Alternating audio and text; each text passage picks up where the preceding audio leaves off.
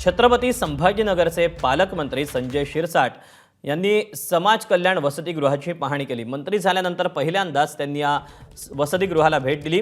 त्यांनी वसतिगृहाची दयनीय अवस्था पाहून 5 कोटी रुपयांचा निधी मंजूर केला होता। त्या निधीतून सुरू असलेल्या विकास कामांची प्रत्यक्ष पाहणी करत पालकमंत्र्यांनी कामाचा आढावा घेतल्यावेळी त्यांनी विद्यार्थ्यांशी संवाद साधून त्यांच्या अडचणीही जाणून घेतल्या। तसंच संबंधित कंत्राटदार आणि अधिकाऱ्यांकडून कामाच्या प्रगतीची माहिती घेतली।